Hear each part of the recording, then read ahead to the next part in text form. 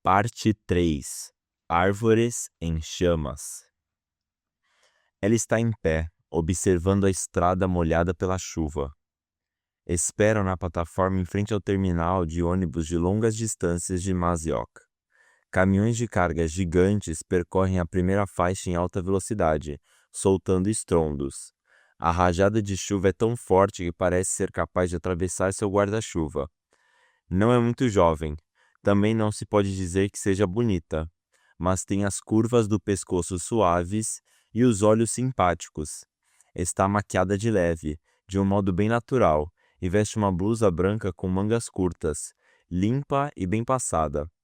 Graças a seu jeito asseado, que causa boa impressão a qualquer um, a vaga sombra que rodeia seu rosto é quase imperceptível. Seus olhos reluzem por um instante, porque avistaram ao longe o ônibus que ela está esperando. Desce até a pista e estica o braço. O ônibus, que vinha com pressa, diminui a marcha. Vai até o hospital psiquiátrico de Changsong, certo? O motorista, um senhor de meia idade, assente com a cabeça e faz um gesto com a mão, convidando-a para subir. Enquanto procura lugar para sentar-se, depois de pagar a passagem, ela observa o rosto dos passageiros. Todos parecem interrogá-la com um olhar. Será uma paciente ou visitará algum familiar? Será que tem algo de errado? Ela não dá bola para aqueles olhares, que misturam suspeita, alerta, repúdio e curiosidade. Escorre água de seu guarda-chuva, que está fechado. O chão do ônibus está molhado e irradia um tom preto brilhante. Como o guarda-chuva não era grande o suficiente, sua roupa está um pouco úmida. O ônibus avança rápido pela estrada molhada, esforçando-se para manter o equilíbrio.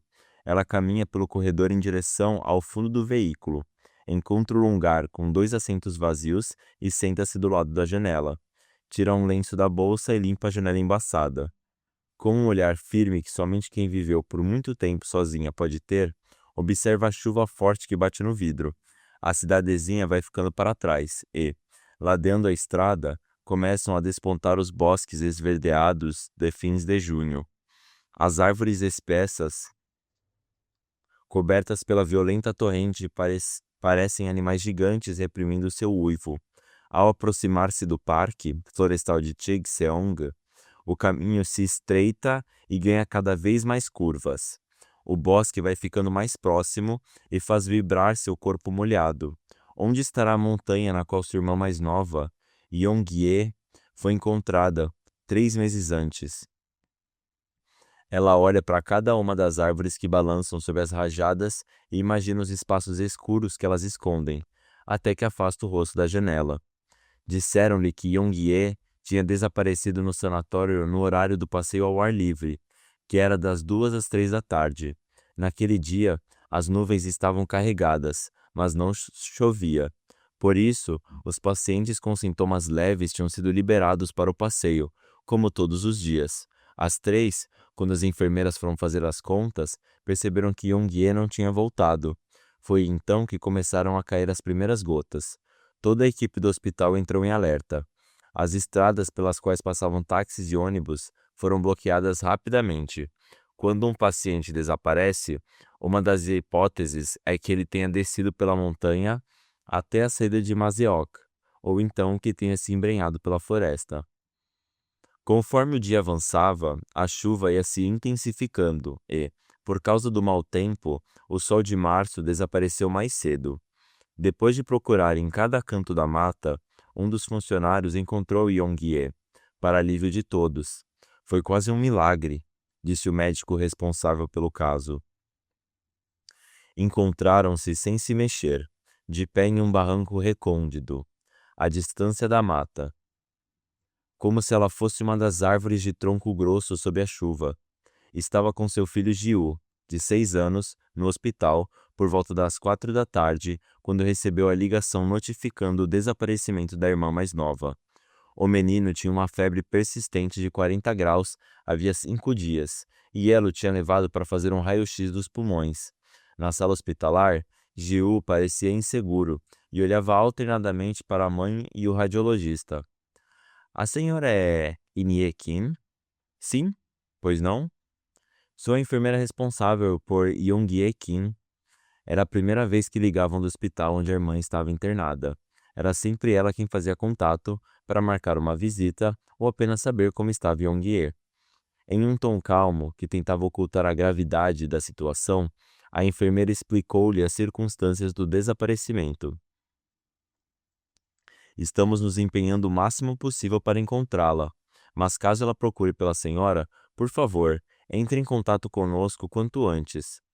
Antes de desligar, a enfermeira acrescentou: há algum outro lugar para onde ela possa ir? A casa dos pais, por exemplo. Meus pais moram muito longe. Se for o caso, eu mesmo entro em contato com eles. Depois de desligar o celular e guardá-lo na bolsa, entrou na sala de raio-x e abraçou o filho.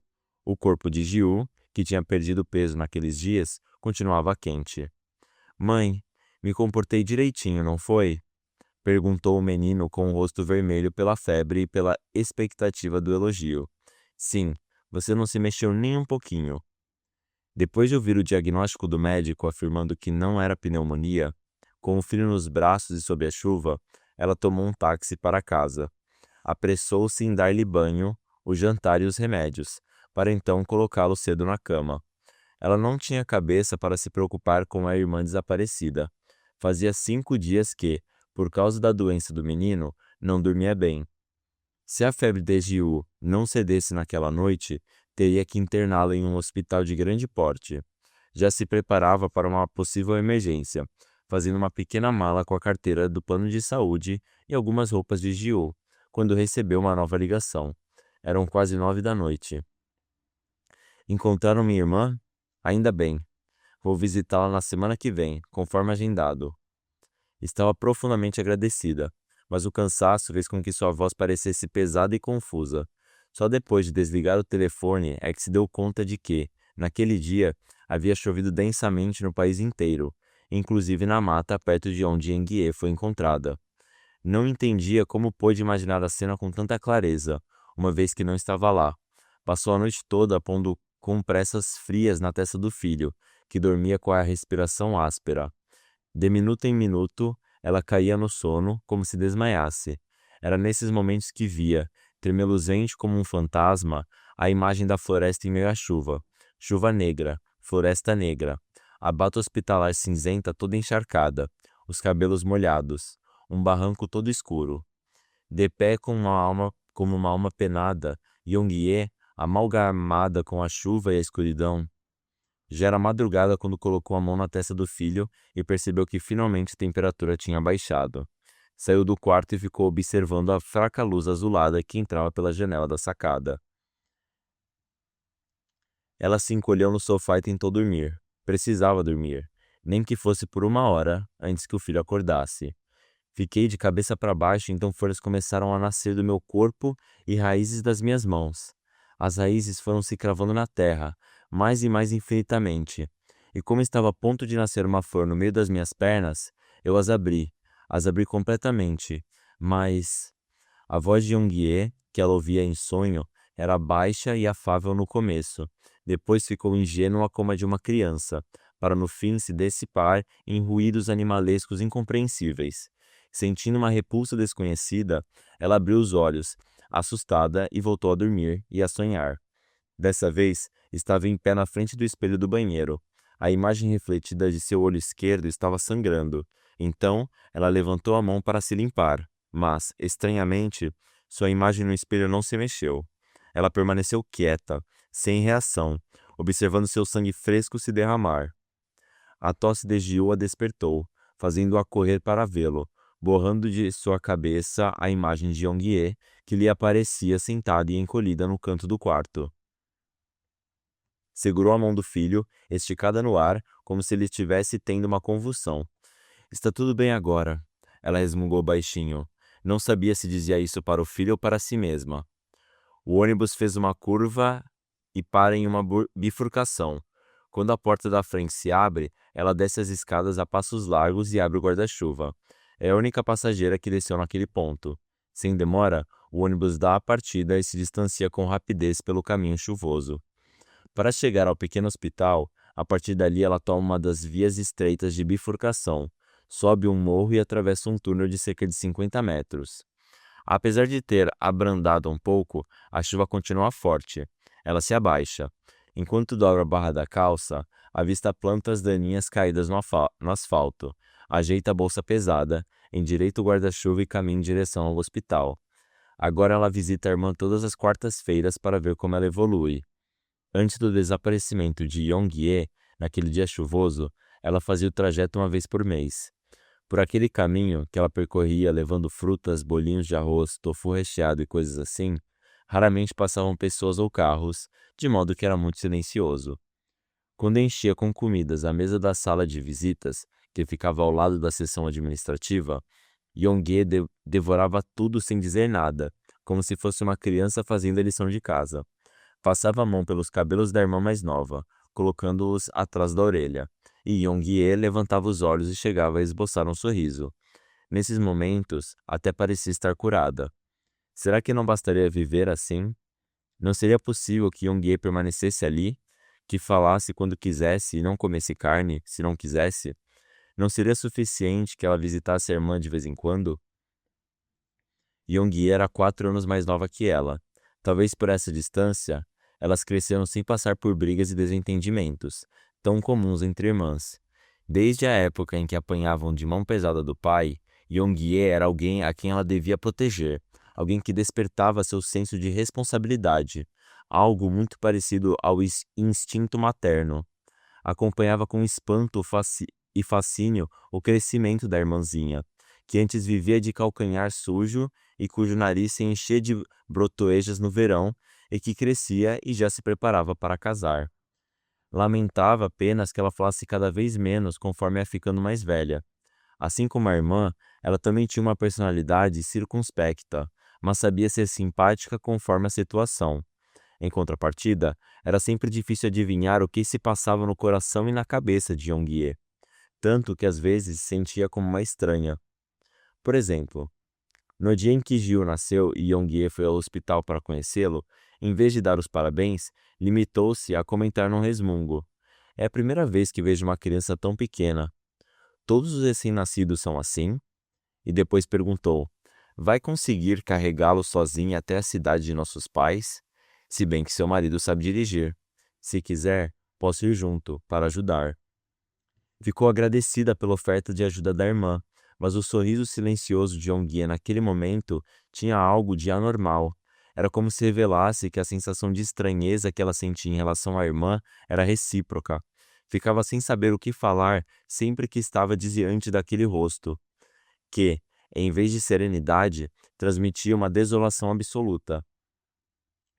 Embora não se parecesse em nada com a atitude melancólica do marido, de certa forma ambos a deixavam desencorajada. Seria talvez porque ambos falavam pouco? Ela entra no túnel que, por causa do mau tempo, está mais escuro do que de costume. Fecha o guarda-chuva, avança ouvindo seus passos, cujo eco retumba com força. De uma das paredes, de onde a escuridão parece gotejar, uma imensa mariposa manchada levanta voo. Ela para por um momento para observar suas asas, como se soubesse que estava sendo observada. A mariposa não se move do teto escuro. Seu marido gostava de tirar fotos de coisas assim, coisas com asas, pássaros, borboletas, aviões, mariposas e até moscas. Ela, que não entendia muito de arte, ficava desconcertada com esse hábito do marido. Não conseguia compreender que relação tinha com o trabalho dele. Certa vez, ao assistir a uma filmagem em que, depois da imagem do desabamento de uma ponte e de pessoas chorando, de repente aparecia, por 2 segundos, a sombra negra de um pássaro tentando levantar voo. Perguntou: "Por que essas cenas aladas?" "Porque sim", foi a resposta dele. "Me sinto bem com coisas assim", disse, para depois seguir no silêncio de sempre. Será que alguma vez ela chegou a conhecer verdadeiramente o marido, que vivia naquele mutismo impenetrável? Durante um tempo, pensou que os trabalhos dele poderiam revelá-lo por dentro. Ele criava e expunha vídeos que duravam de 2 minutos, os mais curtos, a 1 hora, os mais longos. A verdade é que, antes de conhecê-lo, ela nem sabia que existia esse campo artístico. Apesar de seus esforços, nunca conseguiu compreender suas obras. Lembrava-se bem do dia em que se conheceram, Magro como uma vara e com a barba de Dias, ele entrou em sua loja carregando a mala com os equipamentos de filmagem. Notava-se que pesava bastante. Procurava uma loção pós-barba. Colocou os 2 braços no balcão de vidro com um gesto de total esgotamento. Parecia até que o balcão ia desabar com ele. Foi inacreditável que ela, que não tinha muita experiência com homens, lhe perguntasse com simpatia se ele já havia almoçado. Ele se espantou um pouco, mas seu cansaço encobriu a surpresa. Então ela fechou a loja mais cedo para comerem juntos. É verdade, também não tinha almoçado, mas foi a aparência vulnerável, tão característica dele, que a desarmou. Desde aquele dia, a única coisa que ela esperava era que ele descansasse ao receber os cuidados que ela lhe dispensava. Mas apesar de seus muitos esforços, mesmo depois do casamento, ele parecia continuar cansado. Estava sempre ocupado com o trabalho, e quando por acaso parava em casa, parecia distante, como quem está em um hotel. Sobretudo quando o trabalho não ia bem, seu silêncio se tornava resistente como borracha e pesado como rocha. Não demorou muito para ela se dar conta de que talvez a pessoa a quem ela tanto queria fazer descansar não fosse ele, mas sim ela mesma. Ela, que saiu da casa dos pais aos 19 e foi se virar na capital sem a ajuda de ninguém. Foi assim que viu refletido no rosto cansado do marido. Assim, como ela não conseguia ter certeza de seu amor por ele, nunca teve certeza do amor dele por ela. Às vezes achava que ele se apoiava nela por completa incompetência para a vida prática. Tinha uma personalidade intransigente que o impedia de se mostrar complacente, de modo que era impossível para ele ser tolerante ou elogioso com alguém. Ainda assim, era sempre gentil com ela, nunca usava palavras rudes e às vezes até a olhava com respeito e admiração. Eu não mereço você, ele chegou a dizer antes de se casarem. Sua bondade, equilíbrio, calma, sua postura de total naturalidade diante da vida. Isso me emociona. Parecia uma declaração de amor, embora difícil de compreender. Mas agora ela se perguntava se não tinha sido uma confissão de que não estava apaixonado. O que ele amava de verdade eram as imagens que filmou e as que iria filmar no futuro. A primeira vez que foi a uma exposição dele depois do casamento, ficou perplexa. Não conseguia acreditar que aquele homem, aparentemente tão frágil, tinha passado por tantos lugares carregando sua câmera. Para ela, era difícil imaginá-lo negociando a gravação em lugares complicados, tendo a coragem e a ousadia necessárias, além de paciência e persistência. Em outras palavras, não podia acreditar que existia tanta paixão nele. Percebeu que havia um abismo entre seus trabalhos apaixonados e sua vida cotidiana, na qual ele vivia como um peixe preso num aquário. A diferença era tão gritante que não pareciam a mesma pessoa. Em casa, viu seus olhos brilharem uma única vez. Foi na época em que Jeú tinha completado 1 ano de vida e começava a andar. Com a câmera na mão, ele filmou o filho dando os primeiros passos na sala ensolarada. A cena em que Gil cai nos braços da mãe e ela o beija na cabeça. Então, cheio de vida, disse: E se eu acrescentar uma animação, fazendo brotar flores dos pés a cada passo que ele der, como no filme do Hayao Miyazaki? Não, melhor colocar uma revoada de borboletas. Ah, então melhor mesmo seria gravar tudo de novo num parque. Não é, Gil? Ele então lhe ensinou como manejar a câmera e continuou falando, empolgado, enquanto lhe mostrava o que já tinha gravado. Você e Gil podem se vestir com roupas brancas. Não, não. Talvez seja melhor usar roupas bem surradas e comuns. Sim, assim é melhor. Um piquenique de mãe e filho de uma família pobre.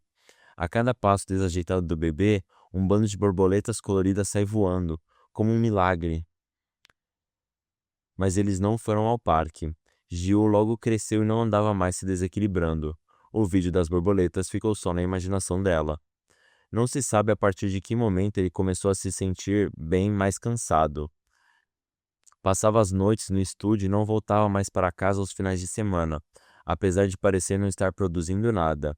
Mesmo depois de perambular pelas ruas a ponto de seus sapatos ficarem pretos, o resultado era o mesmo.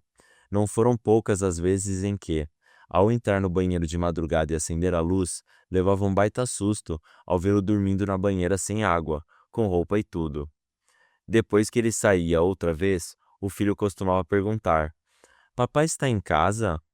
Mas Giu fazia a mesma pergunta todas as manhãs, inclusive antes de o pai sair.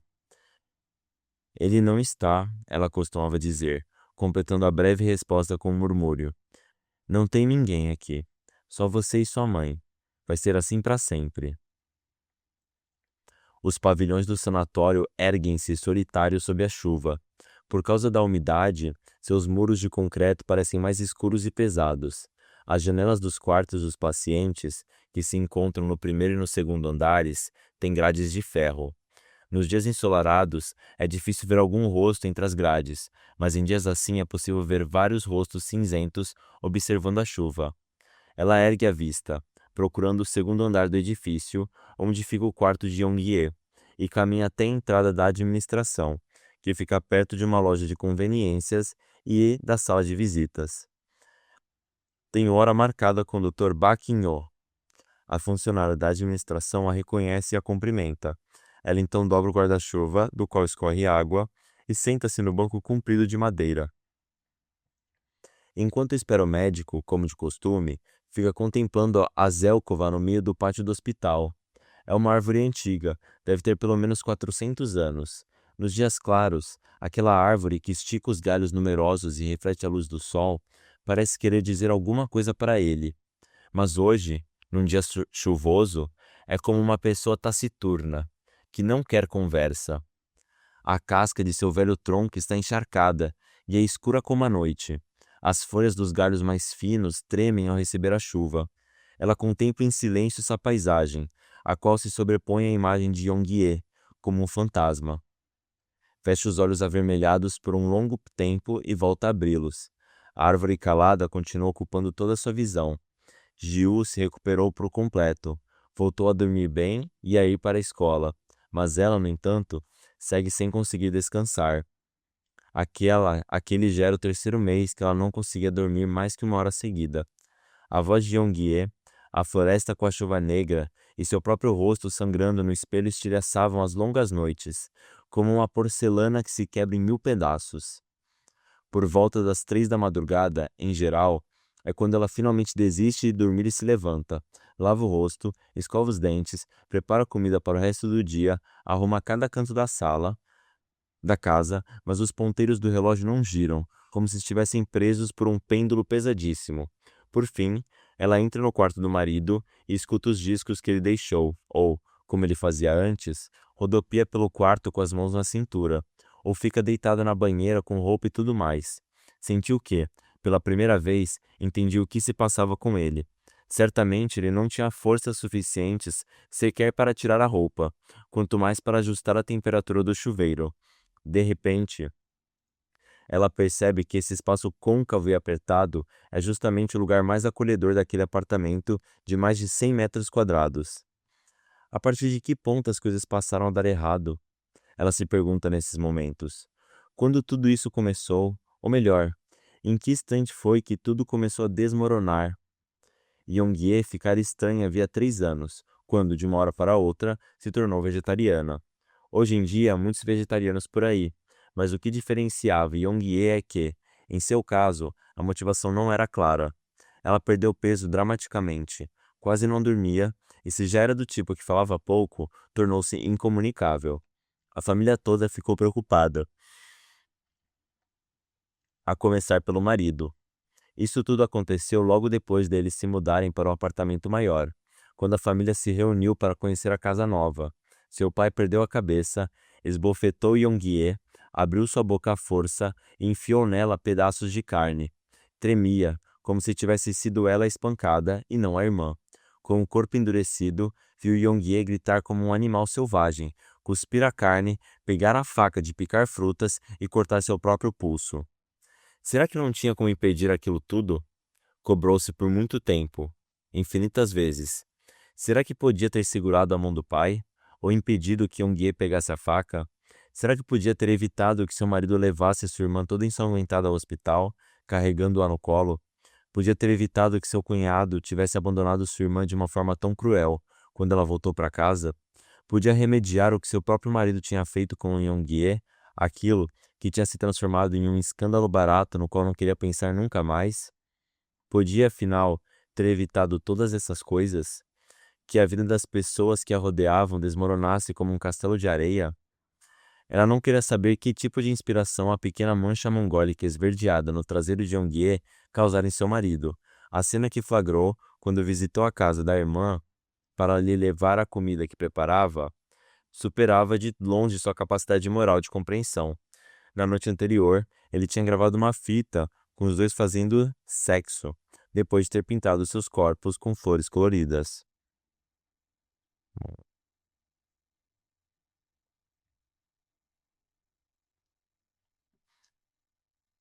Será que podia ter impedido isso também? Será que perdeu de vista algo que indicasse o que ele estava prestes a fazer? Podia ter reforçado mais que a irmã ainda estava doente, que ainda tomava remédios? Naquele dia, nem em seus sonhos mais remotos ela teria pensado que o homem que estava deitado ao longo de Yongye, nua e com o corpo pintado de flores vermelhas e amarelas, era seu marido. O que venceu seu espanto e a vontade de sair correndo foi a ideia de que devia proteger a irmã mais nova. Apoiando-se em seu senso de responsabilidade irreprimível, pegou a câmera do chão e, lembrando-se de como o próprio marido havia ensinado a operá-la, viu que estava registrado.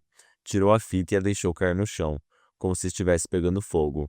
Apertou as teclas do celular desajeitadamente e pediu uma ambulância para buscar duas pessoas com distúrbios mentais. Mesmo durante todo o processo, ela não conseguia aceitar que tudo estava mesmo acontecendo. Não conseguia acreditar nem mesmo no que seus olhos viam. A única coisa certa é que não perdoaria o marido por nada nesse mundo. Quando ele acordou, passava do meio-dia. Em seguida, foi a vez de Yong-ye. Pouco depois, chegaram 3 bombeiros, com camisas de força e equipamento de proteção. Como Yong-ye estava apoiada no gradil da sacada e parecia correr risco, eles se dirigiram primeiro a ela, que resistiu violentamente. Tentavam colocar a camisa de força por cima de seu corpo nu, pintado com diversas cores. Ela mordeu o braço de um deles e soltou gritos irreconhecíveis. Tiveram que acalmá-la com uma injeção, enquanto ela se debatia. Nesse meio tempo, seu marido tentou escapar empurrando o enfermeiro que estava na porta de entrada, mas foi contido. No entanto, usando de toda a sua força, conseguiu se livrar e correu até a sacada. Tentou se jogar pela janela, como se fosse um pássaro, mas um dos enfermeiros foi mais ágil e o segurou pelas pernas, e ele não resistiu mais. Presenciou aquelas cenas até o fim, tremendo muito. Quando seus olhos se encontraram com os do marido, enquanto ele era arrastado para a ambulância, tentou fulminá-lo com o mais agressivo dos olhares, mas os olhos dele não continham desejo nem loucura, tampouco arrependimento ou rancor. Só havia espanto, o mesmo que ela estava sentindo naquele instante, e nada mais. E foi assim que tudo terminou. Depois daquele dia, sua vida nunca mais voltou a ser a mesma. O marido não foi diagnosticado com nenhum distúrbio, por isso o encerraram em uma prisão. Depois de incontáveis processos e recursos, ele foi solto e desapareceu. Yong-ye permaneceu internado em um hospital psiquiátrico. Tinha voltado a falar por um breve período, depois de sua manifestação de loucura, mas se afundou outra vez em silêncio. Em vez de falar com pessoas, ela se encolhia em algum canto ensolarado e ficava resmungando alguma coisa. Continuava a não comer carne. E quando a refeição vinha com algum pedaço de animal, saía correndo aos gritos. Nos dias de sol forte, ela se punha na janela e abria os botões da roupa, para expor os seios ao ar livre. Seus pais, que ficaram velhos e enfermos de repente, não queriam visitar a segunda filha. Também cortaram a relação com a filha mais velha, porque ela os fazia lembrar do genro, que para eles era o pior dos monstros. O irmão mais novo e a esposa fizeram o mesmo. Mas ela não podia abandonar Yong-ye. Alguém precisava pagar as despesas do hospital e ser responsável por ela. Seguia com a vida, tendo que enfrentar sozinho os persistentes mexericos em torno do escândalo. Continuou a tocar o negócio de cosméticos. O tempo, que é uma torrente tão justa que chega a ser cruel, levou em suas águas aquela vida tão certinha, construída ao redor da paciência. No outono daquele ano, Jiu tinha 5, agora está com 6. E Yongye está bem melhor, desde que foi transferida para este hospital, com um ambiente acolhedor e um melhor custo-benefício. Ainda pequena, ela já demonstrava uma personalidade forte. Aqueles que lavram a vida com seus próprios esforços têm em comum essa característica.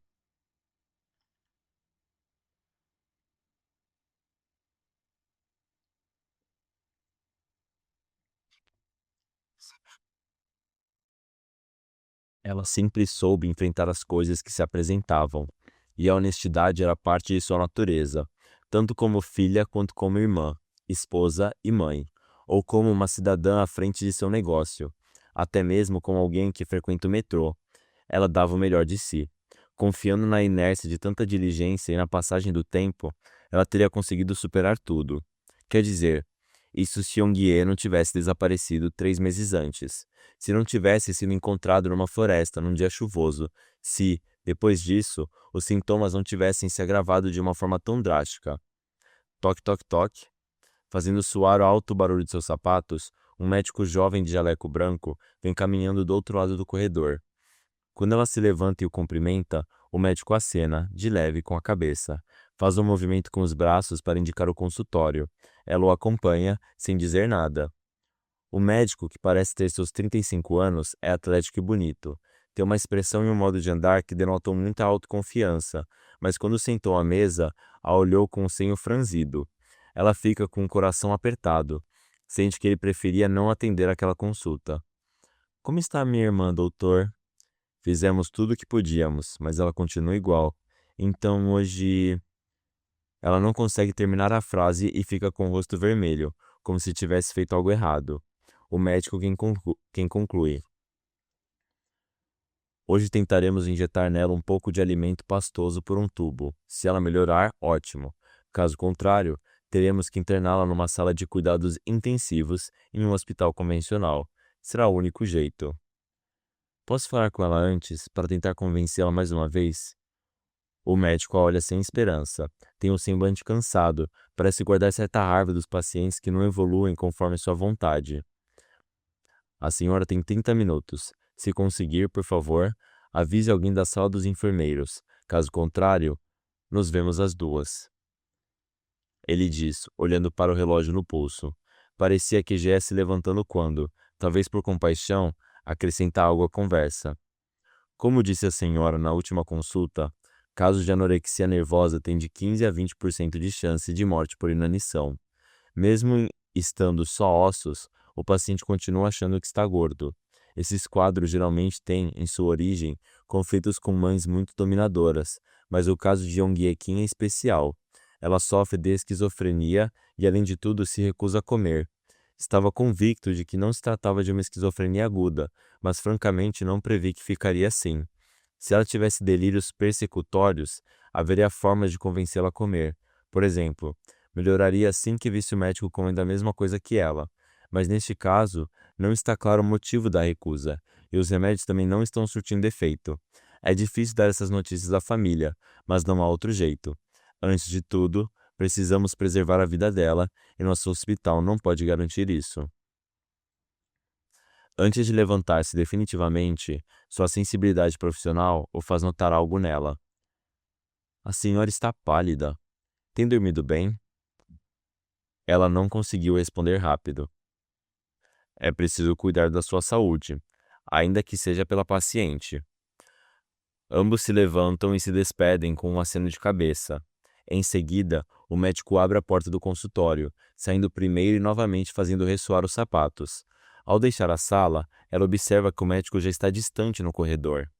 Quando volta para o banco comprido que fica de frente para a administração do hospital, ela vê entrar uma mulher de meia idade, maquiada com extravagância, apoiando-se no braço de um homem também de meia idade. Estariam ali para visitar algum paciente. Em seguida, a mulher começa a proferir insultos sem fazer cerimônia. O homem, que parece já acostumado, não se importa. Ele tira do bolso a carteirinha do plano de saúde e a entrega para a recepcionista. Seus desgraçados! Se eu arrancasse as entranhas de vocês e comesse, não seria suficiente. Eu vou embora daqui. Vou viver em outro país. Não passo nem mais um dia aqui. O homem não age como se fosse o marido dela. Talvez seja o irmão mais velho ou o mais novo. Se ela for mesmo internada, sem dúvida, antes terá que passar uma noite inteira na sala de estabilização. tem grandes chances de ter os braços e as pernas amarrados e levar uma injeção de tranquilizante. Ela olha para o chapéu estampado com grandes flores que a mulher que berra está usando. Dá-se conta de que aquele grau de loucura lhe soa irrelevante. Desde que começou a frequentar o hospital, estar em uma rua pacífica, cheia de pessoas normais, chega a causar-lhe mais estranheza. Ela então recorda o dia em que trouxe Yongue pela primeira vez àquele hospital. Era 1 da tarde de céu limpo de inverno. A divisão psiquiátrica do Hospital Central de Seul ficava muito mais perto, mas ela não tinha como bancar as despesas. Por isso, depois de procurar muito, decidiu transferir a irmã para este lugar, reconhecido pelos cuidados com que acolhe os pacientes. No momento dos trâmites para a saída do hospital de Seul, o médico então responsável por Yong-ye recomendou um tratamento ambulatorial. Segundo pude observar até agora, ela está indo muito bem. Ainda não é hora de inseri-la na vida social, mas o apoio dos familiares vai ajudar na recuperação. Da outra vez, levei minha irmã para minha casa, seguindo suas recomendações, mas teria sido muito melhor se ela tivesse permanecido internada. Enquanto dizia perdão. Enquanto dizia aquelas palavras, sabia que suas preocupações com uma possível recaída não eram por motivos superficiais. Sentia que era impossível manter Yongue por perto e que não suportava conviver com tudo o que ela fazia lembrar, e que, no fundo, odiava a irmã em segredo. Não conseguia perdoá-la pela responsabilidade de perder a cabeça, deixando sua vida em frangalhos, e menos ainda por ter cruzado a fronteira da sanidade depois de ter transformado sua vida num lodaçal. Felizmente, Yongue também preferia ficar internada, vestida com roupas casuais. Parecia tranquila ao afirmar ao médico, com a fala firme e olhar claro: Sinto-me mais confortável no hospital. Não fosse pelo fato de ter diminuído de peso, afinal comia menos, e de seu corpo já magro ter ficado ainda mais fino, parecia uma pessoa normal. No táxi, ficou apenas olhando pela janela, em silêncio, e não demonstrou nenhum sinal de intranquilidade. Depois, a seguiu docilmente, como se estivesse voltando de um passeio. Na recepção do hospital, chegaram a perguntar qual das duas era paciente. Enquanto aguardavam os trâmites de internação, disse para Yongue: "O ar daqui é mais puro e você vai ter mais apetite. Tem que comer melhor e ganhar mais peso." "Sim, aqui tem árvores grandes", disse Yongue, olhando para a Zelkova do centro do pátio. Chamado por um funcionário da recepção, um enfermeiro de meia idade e compleição grande aproximou-se e verificou o conteúdo de sua bagagem. Foi tirando e desdobrando meticulosamente as roupas íntimas, as casuais, sandálias, artigos de higiene pessoal, para se certificar de que não haveria cordas ou presilhas escondidas. Depois de confiscar um cinto de lã comprido e grosso, pediu que o seguissem. O funcionário abriu a porta com uma chave e entrou primeiro na ala. Ela e Yongue vinham atrás. Enquanto ela cumprimentava os enfermeiros, Yongue permaneceu quietinha. Quando por fim chegaram a um quarto para 6 pacientes e ela colocou a mala no chão, divisou as grades em linha vertical na janela, com um pequeno espaçamento entre elas. Nesse momento, um inesperado sentimento de culpa pesou em seu peito e ela ficou confusa. Sem fazer barulho, Yongue se aproximou e disse: "Dá para ver as árvores daqui também." Apertou os lábios e disse para si mesma: "Não fraqueje. É um fardo que você não vai carregar. Ninguém pode te criticar por isso. Depois de tudo que passou, está agindo muito bem." Não quis olhar para o rosto de Yongue. Fixou a vista somente nos raios de sol de princípios de inverno que banhavam as folhas mais resistentes, como se a consolasse. Yongue falou em um tom de voz sereno e baixo: "Mana." O velho suéter preto de Yongue tinha um leve cheiro de naftalina. Quando viu que ela não respondia, Yongue sussurrou mais uma vez: "Mana, todas as árvores do mundo são minhas irmãs." Ela atravessa o pavilhão 2, onde estão os enfermos indigentes e os com deficiência intelectual, e se detém ao portão do pavilhão 1. Vê os pacientes olhando pela janela. Como há dias não saem por causa da chuva, sentem-se entediados. Quando aperta a campainha, um enfermeiro beirando os 50 anos se aproxima com uma chave nas mãos. Como havia recebido o aviso da recepção, ele tinha se adiantado e mudado de andar e já esperava por ela. Com movimentos ágeis, o enfermeiro abre a porta e a tranca novamente atrás de si. Do lado de dentro da porta de vidro, uma paciente jovem a olha com a cara esmagada no vidro. Com um olhar vazio, a encara, parecendo analisá-la. É um olhar obsessivo, que uma pessoa normal jamais lançaria sobre um desconhecido. Como está minha irmã? Ela pergunta enquanto sobe as escadas para o terceiro andar. O enfermeiro olha para trás e balança a cabeça. Difícil dizer. Ela fica tentando tirar a seringa de soro. Nós a imobilizamos na sala de estabilização e injetamos calmante em suas veias. Foi só então que pudemos colocar o soro outra vez. Com aquela magreza, não sei de onde ela tira tanta força física para resistir. Então ela está na sala de estabilização agora? Não. Ela acordou há pouco e a transferimos para o quarto. Não lhe disseram que às 2 horas vamos entubá-la pelo nariz? Ela seguiu o enfermeiro até o saguão do terceiro andar. Nos dias ensolarados, esse costuma ser um espaço cheio de energia, com pacientes idosos sentados no banco comprido, perto da janela, tomando sol, enquanto outros jogam ping-pong, acompanhados por música alegre. Mas parecia que a chuva tinha engolido toda aquela energia. A maioria devia estar no quarto, porque o saguão estava quase vazio hoje. Os pacientes com Alzheimer arrancam as unhas ou olham para os pés com os ombros encolhidos. Outros estão calados, grudados à janela. A mesa de ping-pong também está vazia. Ela pousa a vista no fim do corredor oeste, onde os raios de sol da tarde caem com a maior intensidade. Quando visitou a irmã em março, pouco antes dela desaparecer na floresta sob a chuva, por alguma razão Yong-ye não a recebeu. Com o telefone no ouvido, a enfermeira encarregada lhe disse que estranhamente Yong-ye não estava querendo sair do pavilhão havia dias. Até mesmo no horário do passeio, que os pacientes adoram, ela continuava dentro do prédio. Como tinha vindo de longe, rogou para vê-la ao menos por um momento. Então, a enfermeira desceu até a administração para buscá-la. No final do corredor, avista uma paciente que age de forma estranha, com a cabeça para baixo, mas não imagina que possa ser Yong-ye.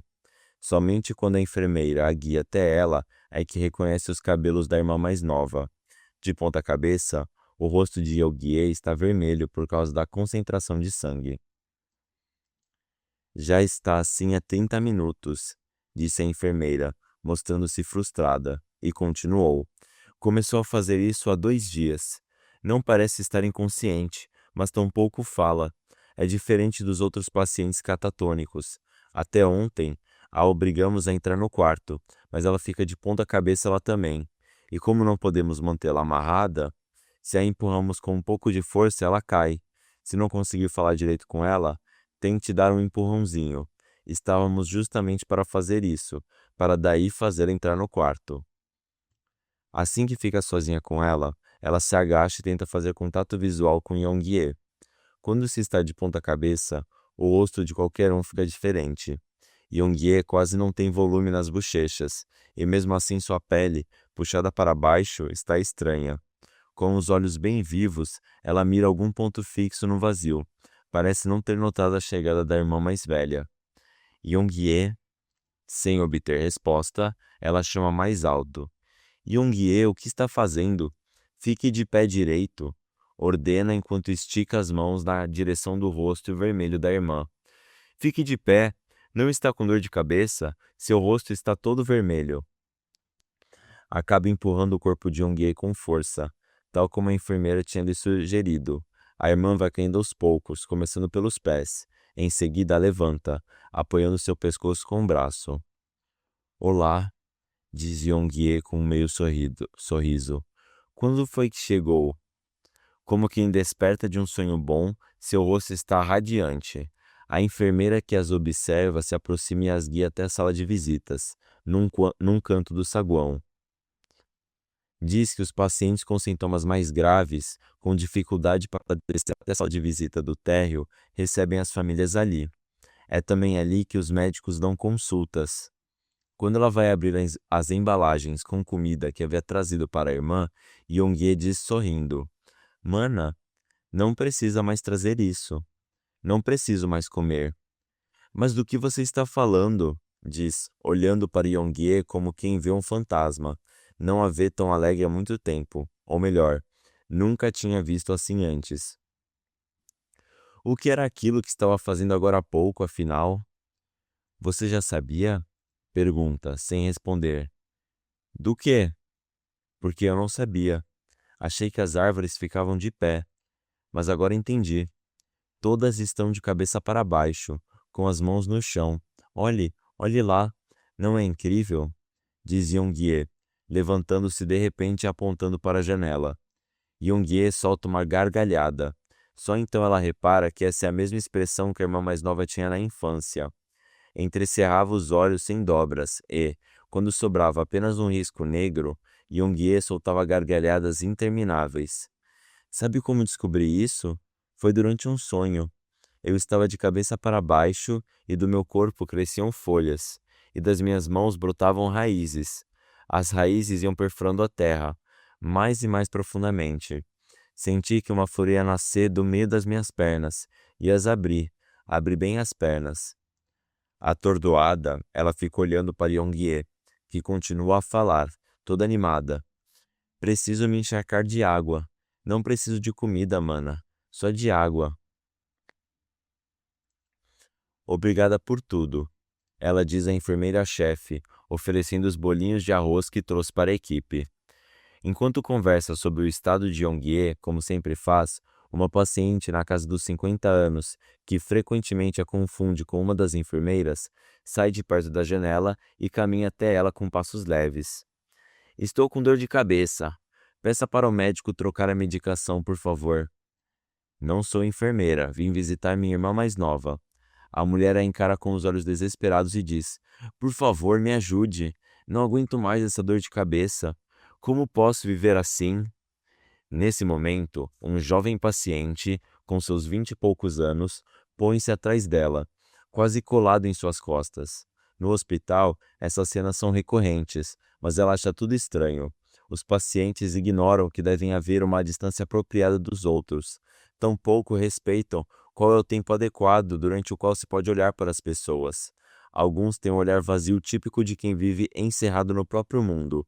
Há também os que trazem um semblante tão lúcido que chegam a parecer membros da equipe médica, assim como foi o de Yongye em algum momento. Senhora enfermeira, por que permite que ele faça isso? Não vê que ele não para de me bater? Queixa-se uma mulher de voz estridente que aparenta ter uns 30 anos. A cada visita que ela faz à irmã, parece que o delírio persecutório dessa paciente piora. Vou lá, tentar conversar outra vez com Yongye. Ela diz às enfermeiras, acenando com a cabeça.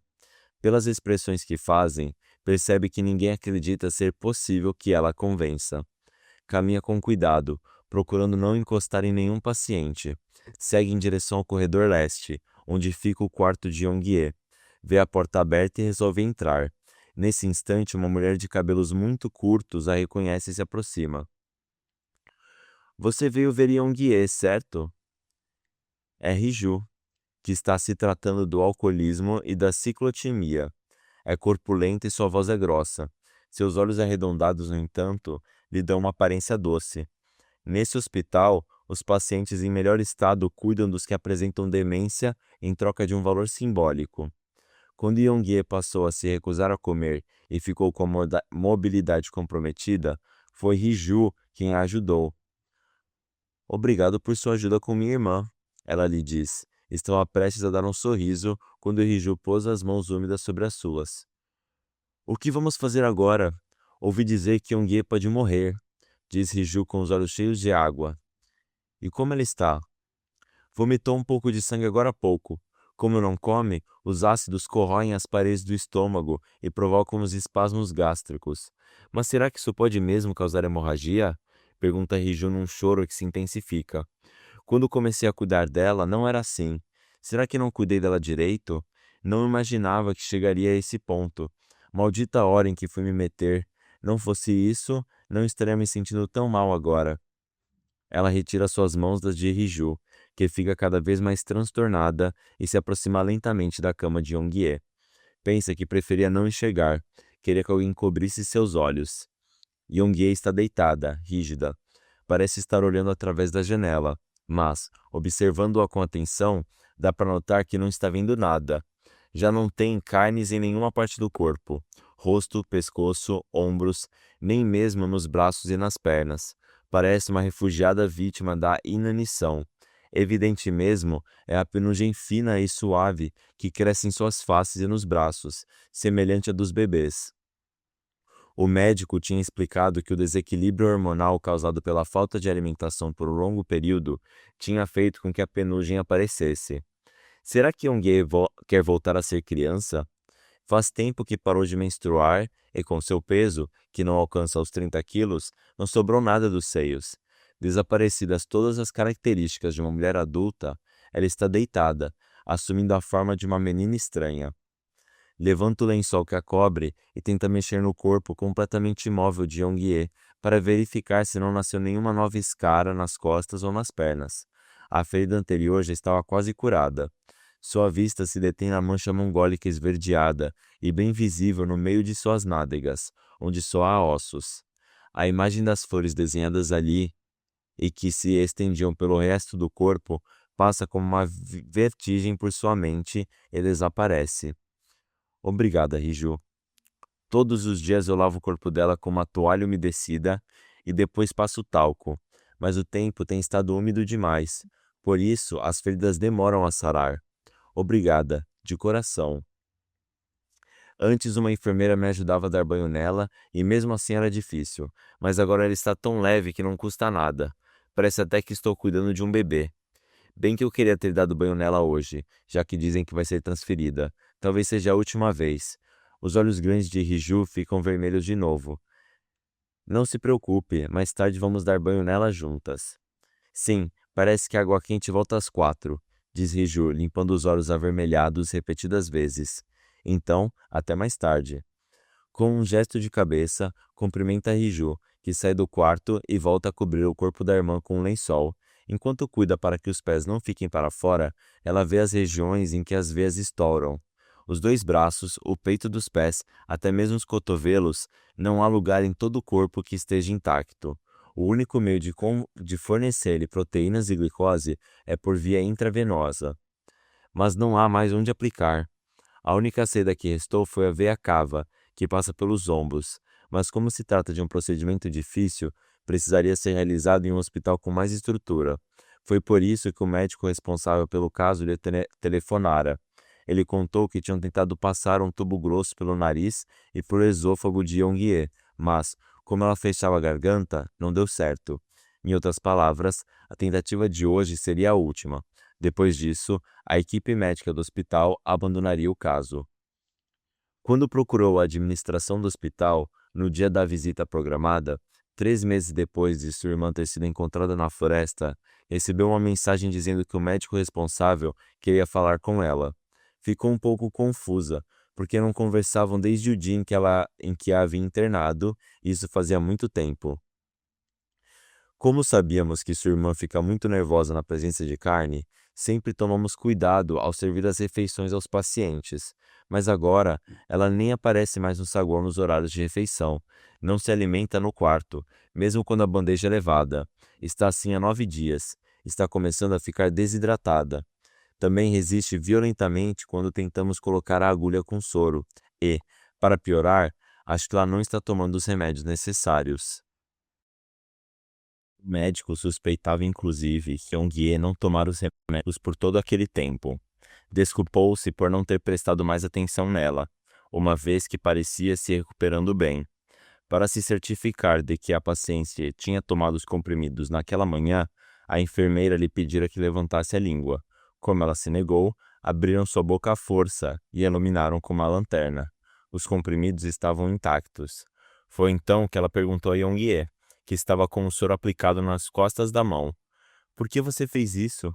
Por que fugiu para aquela floresta escura? Não sentiu frio? Você poderia ter ficado muito doente. O rosto de Yongye está muito magro e seus cabelos despenteados parecem um ramalhete de algas marinhas. Continua. Você precisa comer. Se não quer comer carne, tudo bem. Mas por que não quer comer nada? Estou com sede. Me dê água, diz Yongie sem mexer muito a boca. Ela então vai até o corredor pegar água para a irmã. Depois de beber, Yongie diz, soltando um suspiro de irritação. Você conversou com o médico? Ele não te explicou? Sim, conversei. Mas por que você não? Yongie interrompe. Ele disse que meus órgãos estão todos atrofiados, não disse? Ela emudece, aproximando seu rosto magro. Yongie continua. Não sou mais um animal, mana, diz Yongie baixinho, passando os olhos pelo quarto vazio, como se estivesse contando um segredo. Não preciso mais comer. Consigo viver assim. Só preciso tomar sol. Do que você está falando? Acha mesmo que virou uma árvore? Se você fosse uma planta, como poderia falar? Como poderia pensar? Os olhos de Yongie brilham. Um sorriso enigmático ilumina seu rosto. Você tem razão, mana. Não vai demorar muito, deixarei de falar. De pensar, falta pouco, diz a irmã mais nova, esboçando um sorriso e suspirando com força. O tempo corre. Os 30 minutos que lhe deram não é muito. Lá fora, a chuva parece dar uma trégua, pois as gotas retidas na tela de proteção. Ela senta na cadeira ao lado da cabeceira de Yongie, abre a mala e pega potes plásticos de diversos tamanhos. Depois de observar os olhos completamente vazios da irmã, abre a tampa do pote menor. Um agradável aroma se espalha pelo quarto úmido. Yongie é pêssego. Pêssego em caldo enlatado. Você gosta tanto. Você costumava comê-los mesmo na temporada de pêssegos frescos. Parecia até uma criança. Ela pega um pedaço macio com um garfo e o leva para perto do nariz de Yongie. Sinta o cheiro, não está com vontade? No segundo recipiente, a melancia cortada em cubos. Lembra que, quando era criança, você pedia para cheirar a melancia toda vez que eu cortava uma? Algumas se abriam só de encostar a faca. O seu aroma doce enchia a casa inteira. Lembra? Yongie nem ao menos se mexe. Será que é assim que as pessoas ficam depois de um jejum de 3 meses? Até sua cabeça diminuiu. Seu osso está tão pequeno que nem parece de uma pessoa adulta. Com todo cuidado, ela esfrega um pedaço de melancia nos lábios de Yongie. Tenta abrir sua boca com os dedos, mas está fechada com firmeza. Yongie, ela chama baixinho. Diga alguma coisa. Ela resiste ao impulso de balançar os ombros da irmã e forçá-la a abrir a boca. Quer gritar a ponto de estourar os tímpanos dela. Qual é o problema? Está me ouvindo? Está querendo morrer? É isso que você quer? Espantada consigo mesma, acompanha como a raiva vai subindo dentro dela, como a água fervente. O tempo avança. Ela desvia o rosto e olha através da janela. Parece que a chuva por fim parou, mas o céu continua nublado e as árvores molhadas se mantêm em silêncio. Como o quarto fica no terceiro andar do hospital, dá para ver ao longe o frondoso morro do Parque Florestal de Chukseong. O enorme bosque também está calado. Ela tira da mala uma garrafa térmica com chá de marmelo, que verte no copo de aço inoxidável. Tente beber, Yongie. Está muito gostoso. Ela mesma dá o primeiro gole. Um agradável sabor adocicado permanece em sua boca. Então molha um lenço com o chá e umedece os lábios de Yongie. De novo, não obtém nenhuma reação. Está querendo morrer mesmo? Não, não é isso que você quer. Se quer virar uma árvore, também precisa comer. Interrompe o que estava dizendo e prende a respiração. De repente, lhe vem à cabeça que o que Yongie sempre quis mesmo fosse morrer. Será que então ela estava enganada esse tempo todo? Será que sua irmã mais nova sempre desejou a morte? Não, ela repete para si. Você não quer morrer. Antes de deixar de falar por completo, ou seja, cerca de um mês antes, Yongie tinha lhe dito: Mana, me deixe sair daqui. Tinha perdido tanto peso que parecia outra pessoa, como se lhe custasse muito esforço falar. Pronunciou as palavras de maneira entrecortada, mesclando-as com um áspero resfolegar. As pessoas insistem que eu coma, mas eu não quero comer. Me forçam a comer. Da última vez eu comi e vomitei. Injeção para dormir logo depois que comi. Mana, eu não gosto dessa injeção. Não gosto mesmo. Me tire daqui. Não quero ficar. Mas você nem consegue andar direito. Só está aguentando graças ao soro. Se eu te levar para casa, promete que vai comer? Se prometer, Vou fazer com que te deem alta, disse ela enquanto segurava as mãos magrelas de Yongie, percebendo que uma chama se apagava nos olhos da irmã. Yongie, me prometa. Você é igual a todos eles, respondeu Yongie de forma quase inaudível e virando o rosto para o outro lado. Por que você diz isso? Eu só quero. Ninguém me entende. Nem o médico, nem as enfermeiras. São todos iguais. Nem tentam me compreender. Só o que fazem é me dar comprimidos e enfiar agulhas em mim. A voz de Yongie soava fraca e lenta, mas o que ela dizia tinha firmeza. Seu tom não podia ser mais frio. É porque ninguém quer que você morra, ora. Ela finalmente gritou, sem tentar se conter.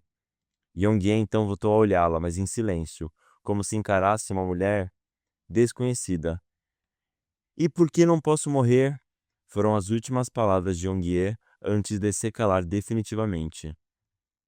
E por que não posso morrer? O que ela devia ter respondido? Devia ter dito que aquilo era um absurdo e que ela não falasse daquele jeito? Muito tempo atrás, ela e a irmã se perderam nas montanhas. Yongie, então com 9 anos, lhe disse: Vamos ficar aqui e não voltar mais. Naquela época, ela não entendeu o que aquilo queria dizer. Como assim? Logo vai escurecer. Precisamos achar um caminho um quanto antes. Só depois de muito tempo, ela o compreendeu. Yongie era o principal alvo da violência desferida pelo pai, o irmão mais novo, por ser homem. Saía batendo em outros meninos do bairro tanto quanto apanhava em casa, e por isso deve ter sofrido menos. E ela recebia mais atenção, pois era quem preparava a sopa para aliviar a ressaca do pai no lugar da mãe, que estava sempre cansada. Mas Yongie, de personalidade pouco condescendente, não sabia acompanhar os humores paternos, e sem conseguir oferecer resistência, os maus tratos devem ter lhe atingido até o fundo dos ossos. Agora ela sabe, a diligência com que ela agia como filha mais velha não era fruto de uma maturidade precoce, e sim de covardia. Era apenas um meio de sobrevivência. Será que não podia ter evitado, impedido que coisas inimagináveis se infiltrassem nos ossos de Yongie? A pequena Yongie, que ficava sozinha ao pé da porta da entrada de casa, observando o entardecer. Aquele dia, quando se perderam nas montanhas, por fim desceram pelo caminho oposto ao que fizeram na ida e assim chegaram a um povoado, de onde alguém as levou de volta para casa num pequeno trator, atravessando caminhos que elas desconheciam. Enquanto a tarde caía, ela sentiu-se aliviada, mas percebeu que Yongie não tinha ficado feliz. Sem dizer nada, a mais nova ficou apenas observando o chopo sob a luz da tarde. As coisas seriam diferentes hoje se elas não tivessem voltado para casa. Como queria Yongie? E seriam outras se, no dia do almoço em família, ela tivesse segurado o braço do pai e impedido a bofetada que ela deu na irmã? Quando Yongie apresentou a ela aquele que seria seu cunhado, ela não simpatizou muito com ele, porque teve a impressão de ser um homem frio. Se seguindo seu instinto tivesse tentado impedir aquele casamento, a história teria sido outra. Não foram poucas as vezes em que ficou pensando nas equações que poderiam ter influenciado no destino de Yongie. Contar cada uma das fichas colocadas no tabuleiro da vida da irmã mais nova era, além de inútil, impossível. Mas ela não conseguia parar de refletir. E se ela própria não tivesse casado com seu marido? Quando os pensamentos chegavam a esse ponto, sua cabeça ficava pesada a ponto de paralisar. Nunca teve certeza do amor do marido. Apesar disso, casou-se com ele. Talvez precisasse de algo que empurrasse sua vida para frente. Embora ele não a ajudasse financeiramente, ela gostava do tipo de família que formara com ele, um artista, diferente da maioria das famílias, compostas de educadores e médicos.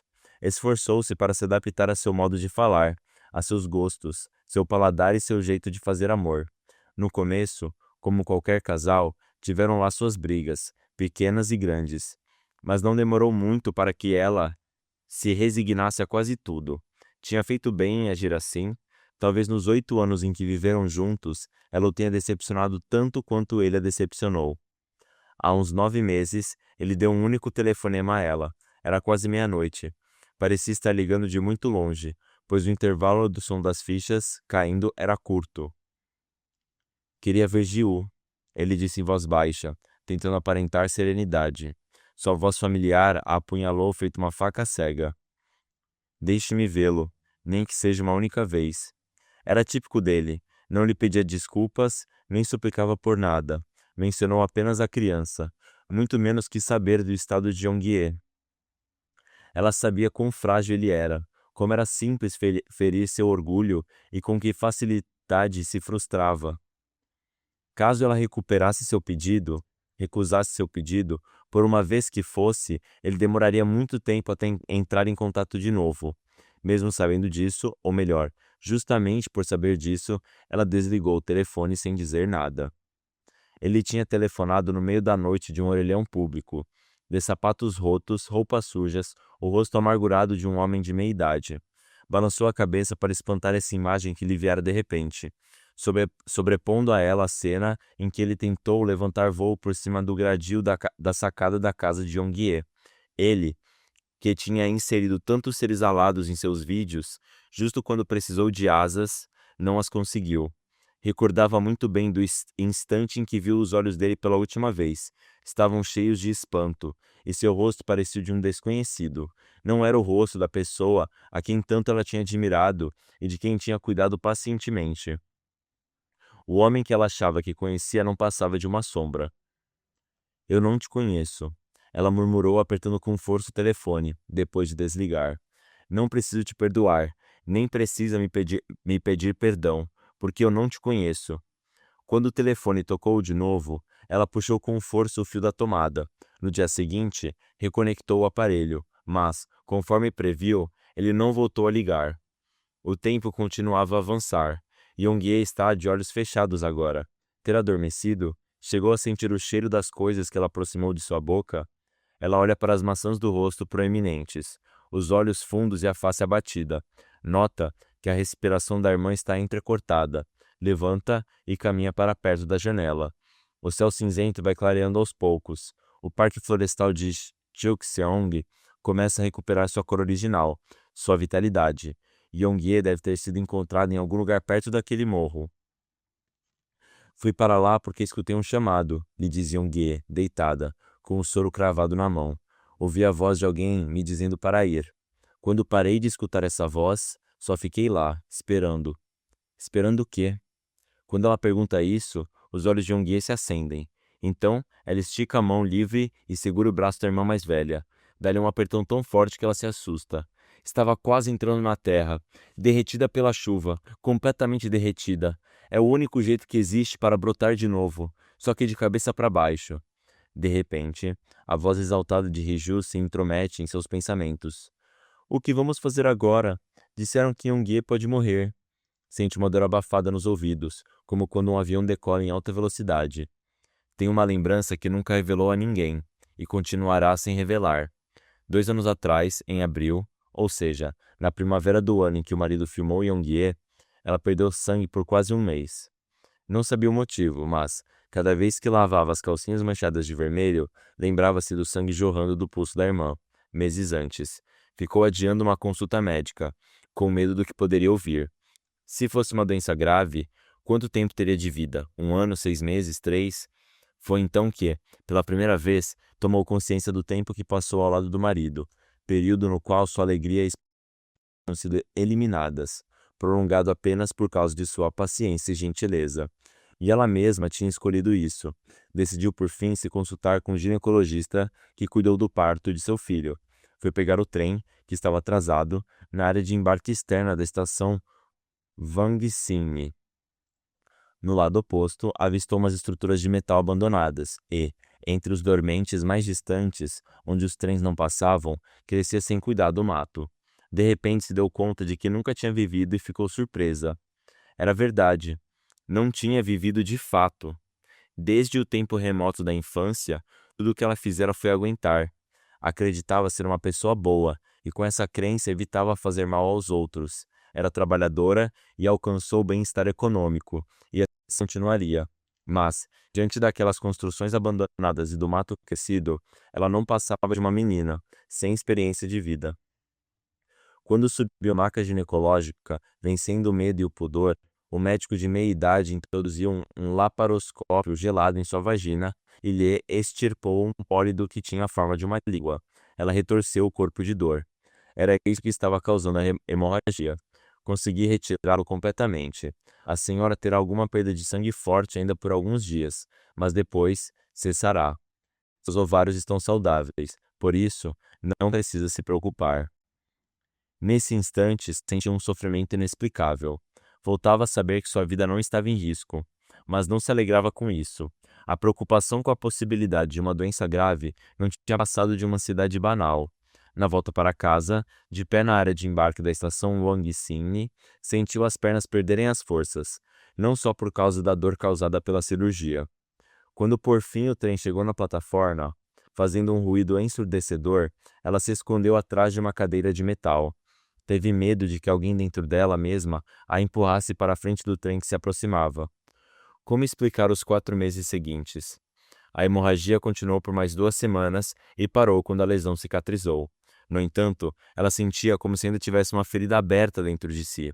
Uma ferida tão grande que parecia que todo o seu corpo estava sendo tragado por um buraco negro. Contemplou em silêncio o fim da primavera e a chegada do verão. As roupas das mulheres que entravam e saíam de sua loja foram ficando cada vez mais coloridas e leves. Como sempre, ela sorria para os clientes, recomendava-lhes jovialmente variados produtos, fazia-lhes descontos e os presenteava com brindes e promoções.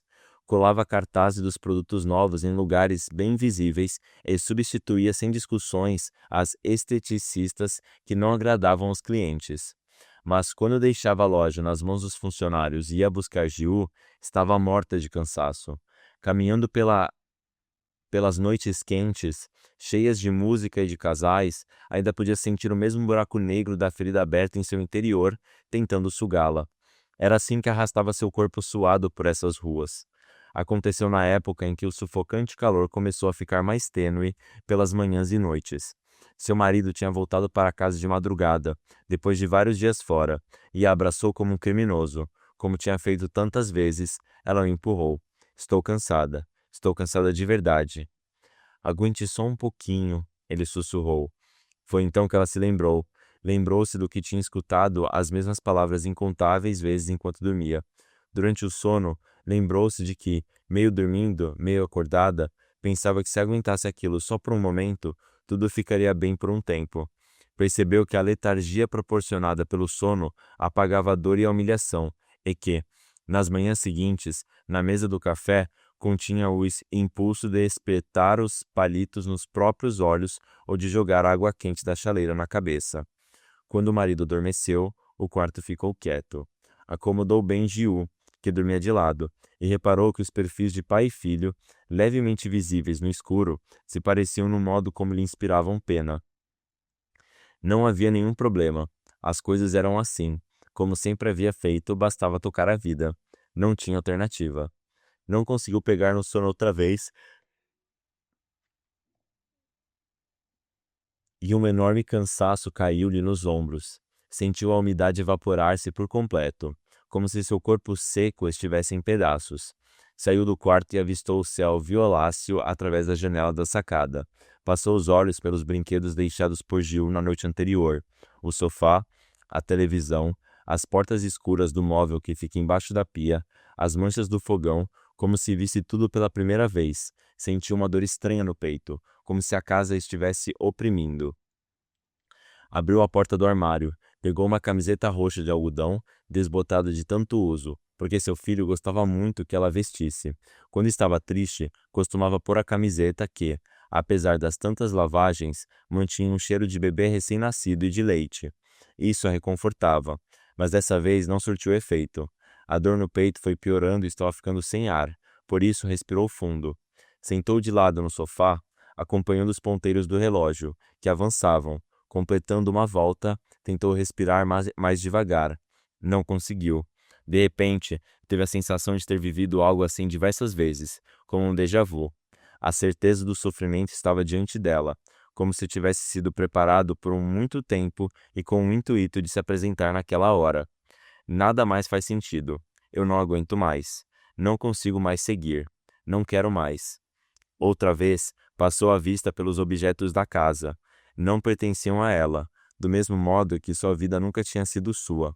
Tomou consciência de tudo aquilo naquela tarde de primavera, enquanto esperava o trem na plataforma de embarque, sentindo que a morte a alcançaria em questão de meses, acreditando que o sangue que escorria de seu corpo era prova disso.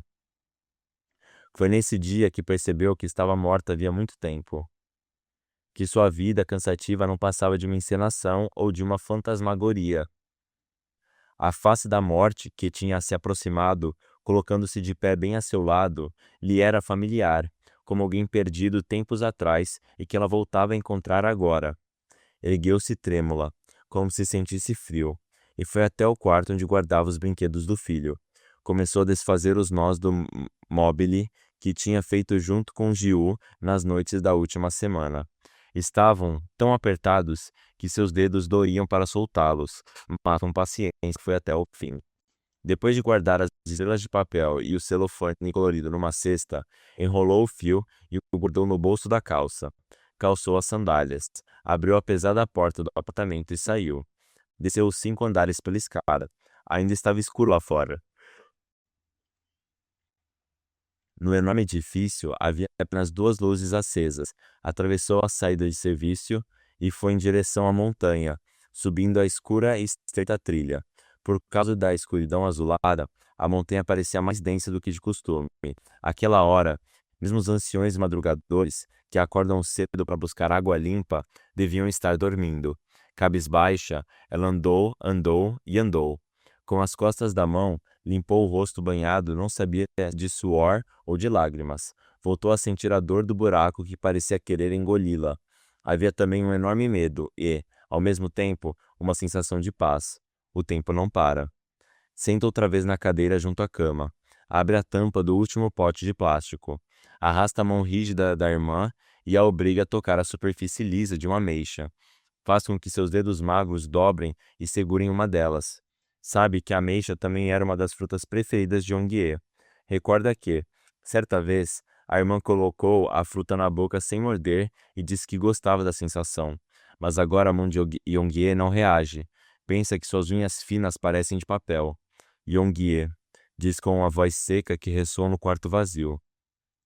Não há resposta. Ela cola seu rosto ao da irmã. Nesse momento, como um milagre, os olhos de Yongye se abrem. Yongye fixa-se nos olhos escuros e completamente vazios da irmã mais nova. Neles, há apenas seu reflexo. A decepção é tão grande quanto a surpresa, e ela perde as forças de vez. Você enlouqueceu? Está mesmo maluca? Por fim, faz a pergunta que sempre quis fazer. Então é isso. Você está realmente louca. Sentindo-se um medo desconhecido, ela se afasta um pouco zonza e encosta no espaldar da cadeira. O silêncio do quarto, onde não se escuta sequer sua respiração, tampa seus ouvidos como algodão. Talvez, ela murmura, rompendo novamente o silêncio. Talvez seja mais simples do que parece. Detém-se por um momento, como se hesitasse, e continua. Sobre estar louca. Quer dizer que... Não consegue mais completar as frases. Em vez disso, estica o braço e põe o dedo indicador sobre o nariz de Yongye. Um suspiro lento e fraco como um fio, mas quente e regular, faz cócegas em seu dedo. Quase não dá para ver que seus lábios tremem. Será que o sofrimento e a insônia de Yongye são mais antigos do que parecem e atingiram numa intensidade maior do que atingem a maioria das pessoas? E que se extinguiram só quando ela rompeu o precário fio que a ligava à vida cotidiana? No caso dela, pensou, durante as noites de insônia dos últimos 3 meses, de fato ela só conseguiu aguentar por causa do filho. Não fosse pela responsabilidade que sentia ter, talvez ela também tivesse rompido o fio.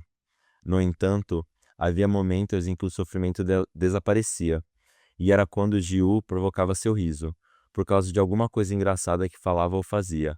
Às vezes, ela ria ainda mais por não acreditar que tinha acabado de cair na risada. Embora nessas ocasiões seus risos estivessem mais para um estado de confusão do que alegria, Jiu parecia gostar de vê-la assim. Isso? Foi isso que fez você rir, mamãe? Perguntava ele enquanto repetia o que tinha feito. Jiu comprimia os lábios, ao mesmo tempo que imitava um chifre com as mãos, ou fingia cair no chão com tudo, ou colocava a cabeça entre as pernas e gritava, mamãe, mamãe, fazendo gracinha. Quanto mais ela ria, mais Jiu diversificava suas palhaçadas. No fim, Usava todos os truques que sabia para fazê-la rir. Esse esforço todo, vindo de uma criança, a deixava culpada e acabava por diluir seu riso. Mas Ju não tinha como saber disso. Depois de rir por alguns minutos, pensava que a vida era estranha. As pessoas comiam, bebiam, tomavam banho e seguiam vivendo mesmo depois de passar por acontecimentos terríveis. Às vezes chegava a rir alto. Quando pensa que seu marido também deve estar vivendo assim, a já esquecida compaixão por ele volta, com tristeza, como se fosse uma sonolência. Mas quando o corpo pequeno do filho se deita junto ao seu, com aquele cheirinho adocicado e o rosto de criança que ainda não conhece as culpas do mundo, quando ele cai no sono profundo, é aí que a noite começa. Ainda estava muito escuro, faltando 3 ou 4 horas para que Gil despertasse. Não se ouvia o som de nenhum ser vivo. Uma hora tão longa como a eternidade e tão profunda como um pântano. Quando se encolhe, deitada na banheira, e fecha os olhos, a floresta escura lhe vem à cabeça, a chuva negra caindo sobre Yongue, perfurando-a como lanças, e seus pés magricelos enlameados. Ela sacode a cabeça, tentando apagar essas imagens, mas, por algum motivo, as árvores de verão cobrem sua visão como chamas verdes gigantes. Será por causa das coisas fantasiosas contadas por Yongue, as incontáveis árvores que tinha visto na vida, os bosques cobrindo o mundo como um mar de ondas impiedosas queimando seu corpo cansado, as cidades, os povoados, as estradas apenas flutuavam como ilhas grandes e pequenas, e levados por essas ondas de lama, moviam-se lentamente a um lugar desconhecido. Ela não conseguia compreender o que significavam aquelas ondas. Também não fazia ideia do que eram aquelas árvores que se erguiam em chamas verdes, no meio da madrugada, e que ela contemplava desde a estreita trilha na montanha. Certamente não diziam nada de reconfortante, nada que a consolasse, que a ajudasse a se reerguer. Pelo contrário, era uma mensagem tão fria que chegava a ser cruel, uma mensagem de vida. Por mais que olhasse ao seu redor, não encontrava nenhuma árvore disposta a receber sua vida. Limitavam-se apenas a fechar seu caminho, obstinadas e temíveis, como se fossem enormes animais selvagens. O tempo não para. Ela fecha a tampa de todos os potes plásticos. Guarda tudo, começando pela garrafa térmica. Fecha o zíper da mala. Para além dessa casca que é seu corpo, em que o mundo e o espaço remotos estará a alma de Yongue.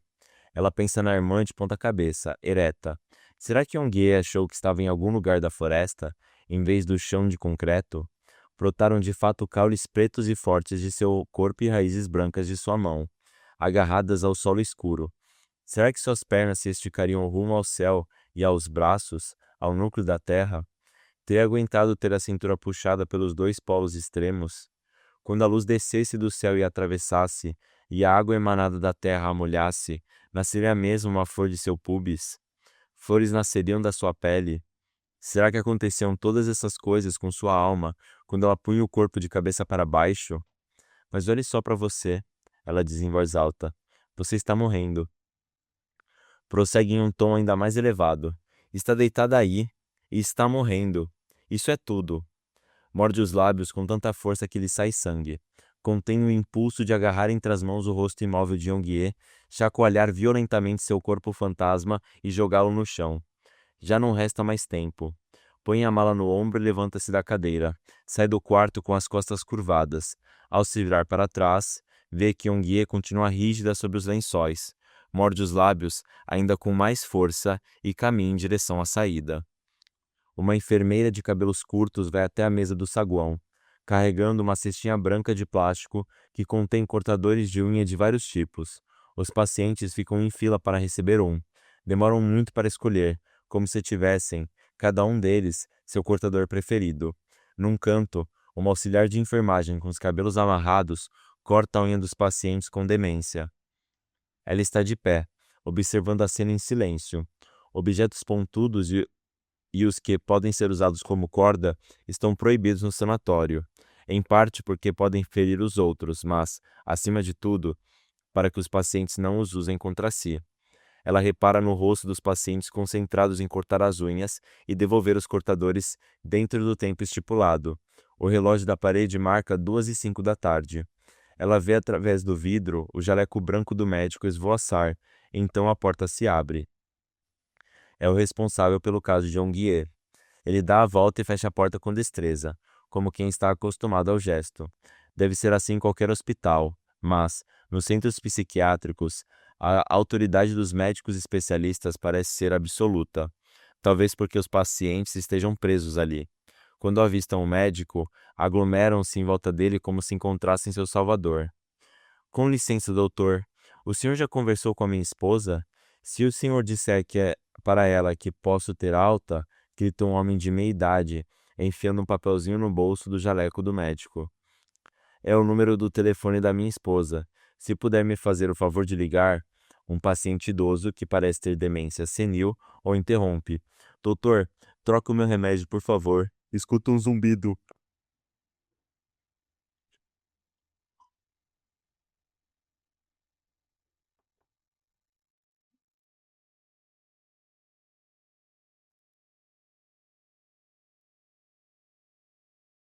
Enquanto isso, uma paciente com delírio persecutório se aproxima do médico e começa a berrar.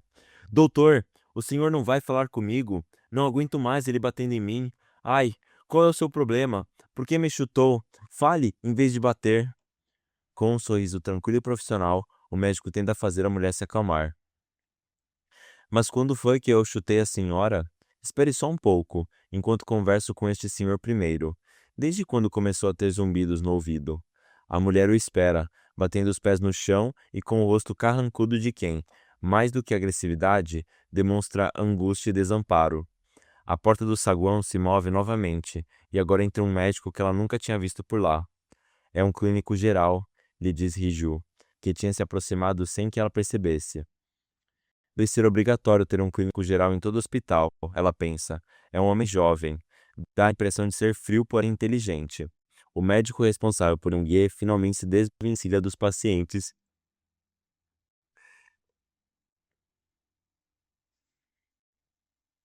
que o rodeavam e faz ressoar seus sapatos na direção dela. Sem pensar, ela dá um passo para trás. Já conversou com sua irmã? Ela parecia estar inconsciente. Por fora pode parecer, mas todos os seus músculos estão rígidos. Não é que não tenha consciência, é que está fixado em outro lugar. Se a senhora visse a reação que ela tem quando a tiramos desse estado, perceberia que está bem desperta. Lhe explica com a postura séria e até um pouco tensa. Imagino que seja muito duro para a senhora, que é da família, e já que não vai poder ajudar muito, será melhor não estar presente. Entendo, mas acho que ficarei bem. Um auxiliar carrega Yongue nos ombros. Ela resiste, retorcendo-se. Eles passam pelo corredor e entram num quarto duplo. Acompanhando a equipe médica, ela também entra no quarto. O médico estava certo. Yongue está bem consciente. Seus movimentos corporais são tão exagerados e agressivos que quase não dá para acreditar que até pouco ela estava deitada imóvel. Um berro explode de sua garganta. Solta! Me solta! Dois auxiliares e um técnico de enfermagem pulam para cima de Yong-Ye e conseguem colocá-la na cama, prendem braços e pernas. Fique lá fora, por favor, orienta a enfermeira-chefe ao vê-la inquieta e sem saber o que fazer. É difícil para uma pessoa da família assistir a isso. Melhor estar lá fora. Nesse instante, ela vê um brilho nos olhos de Yong-Ye, que se cravam nela. Seus gritos ficam mais veementes. Palavras sem nexo começam a sair de sua boca, agitando todos os membros. Yong-Ye tenta se livrar das amarras e correr em sua direção. Sem saber por quê, ela se aproxima da irmã mais nova. Yong-Ye retorce os próprios braços descarnados e está com a boca em borbulhas. Não quero. Pela primeira vez, grita algo mais compreensível. No entanto, parece o uivo de um animal. Não quero. Não quero comer. Ela segura as bochechas com espasmo de Yong-Ye com as duas mãos. Yong-Ye, Yong-Ye, ela chama, tomando entre suas mãos as faces convulsas da irmã. Os olhos cheios de terror de Yong-Ye lanharam os seus como um chicote. Sai daqui! Só está atrapalhando. Os auxiliares erguem Yong-Ye, segurando-a pelas axilas. Já não tem tempo para resistir. É expulsa do quarto puxada pelo braço por uma enfermeira. Fique aqui.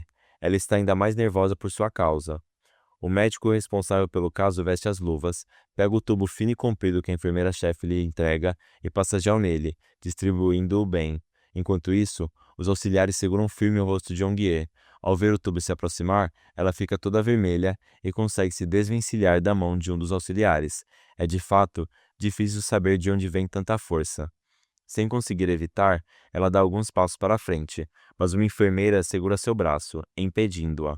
Finalmente, as mãos fortes do auxiliar agarram o rosto cavado de Yongie. O médico responsável aproveita para enfiar o tubo em seu nariz.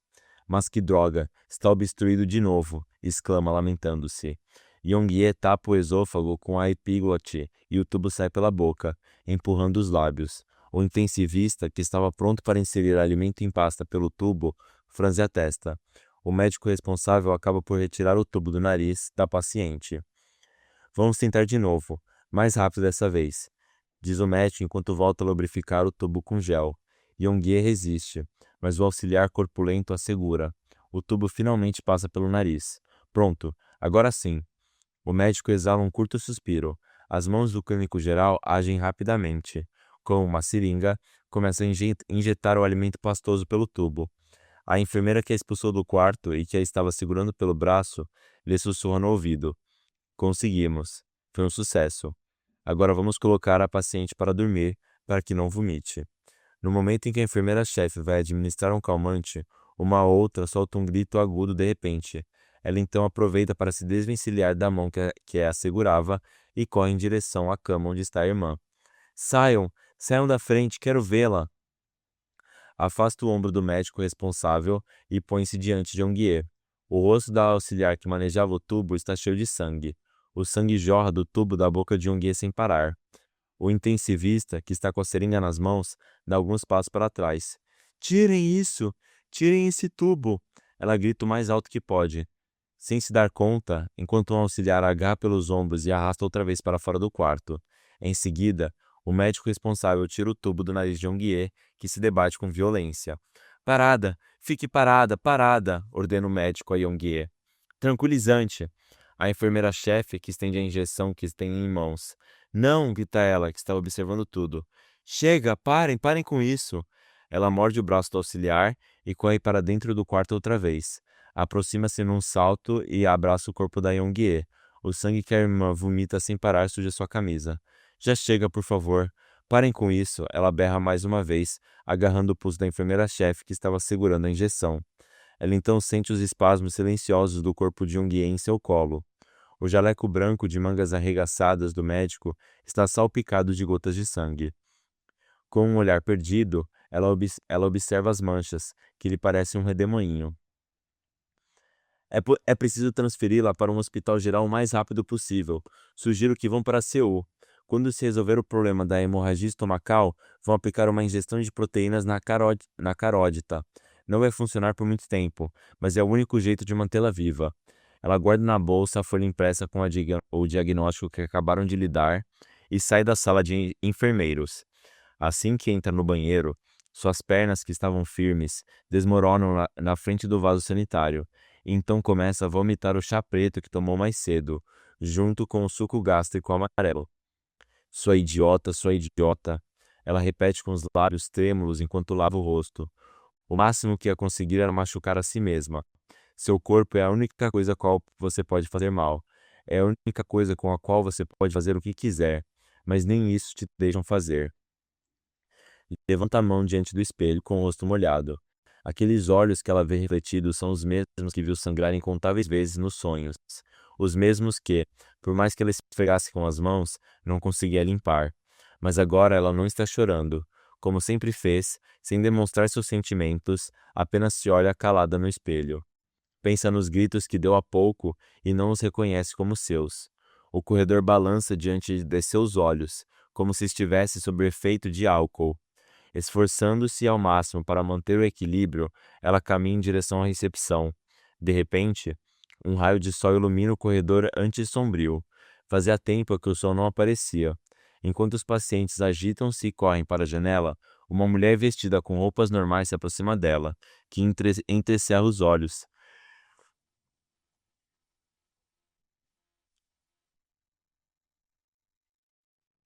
Tentando focar e reconhecer aquele rosto. Era Riju. Deve ter chorado de novo, pois seus olhos estão vermelhos. Será que é assim tão emotiva por natureza ou sofre de grandes picos emocionais? O que vai acontecer com Yong-Ye se for transferida? Obrigada por tudo, ela diz segurando as mãos de Riju. De repente, tem o impulso de abraçar os ombros fortes dessa mulher, que chora, mas se contém. Em vez disso, vira o rosto para observar os pacientes que olham com ansiedade pela janela. Parecem querer atravessar o vidro e sair andando, mas eles estão presos aqui, assim como Yong-Ye, como Riju. Não a abraçou porque não se esqueceu de que foi ela mesma quem aprisionou a irmã ali. Ouvem-se passos acelerados vindo do corredor leste. Dois auxiliares empurram uma maca com a irmã em cima.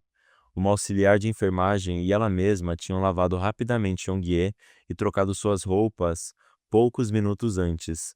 Com o rosto limpo e os olhos fechados, sua irmã parece um bebê dormindo depois do banho.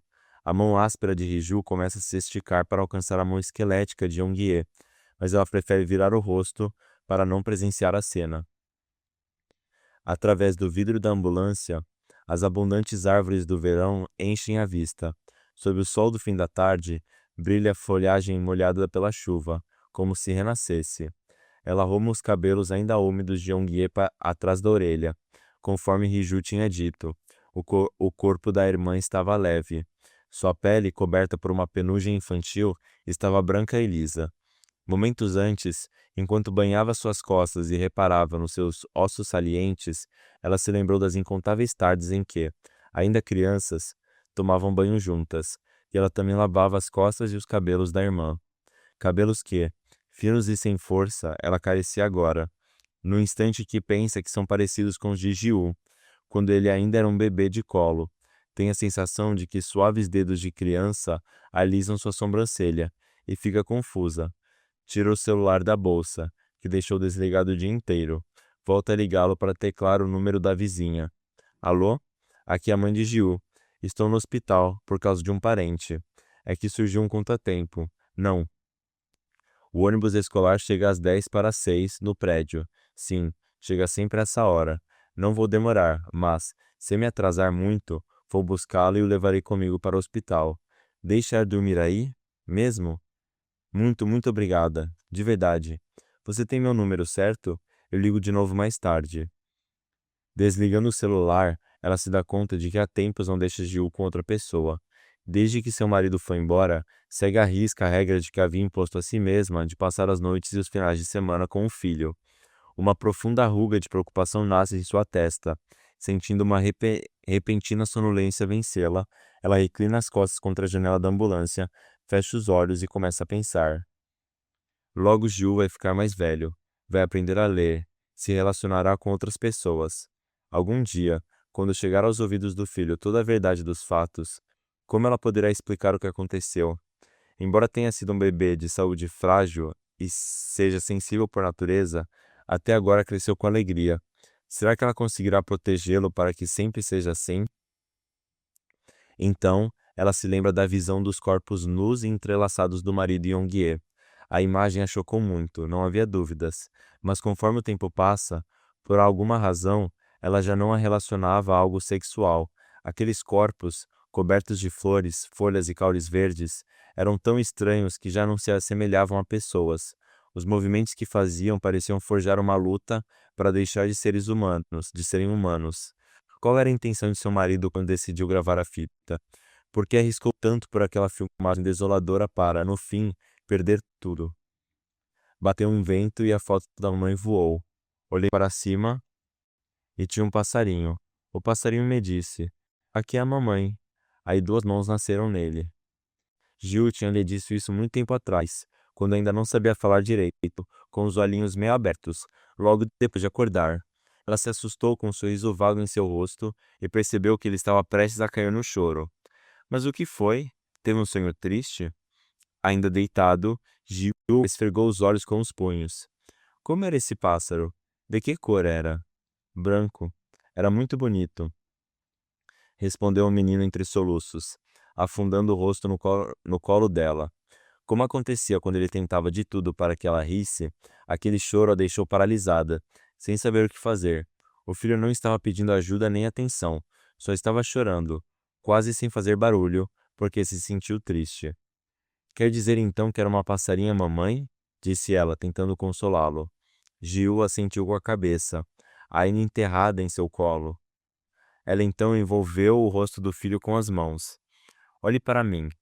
A mamãe está aqui. Eu não virei um passarinho branco. Está vendo? Um sorriso tímido começou a se esboçar no rosto molhado do menino, que parecia o de um filhotinho de cachorro. Viu só? Foi só um sonho. Tinha sido mesmo só um sonho? Ela se perguntou. Mera coincidência? O filho tinha sonhado isso no mesmo dia em que ela despertou de madrugada, vestiu a camiseta roxa desbotada, desceu as escadas do edifício, embrenhou-se pelas árvores da montanha e voltou. Foi só um sonho.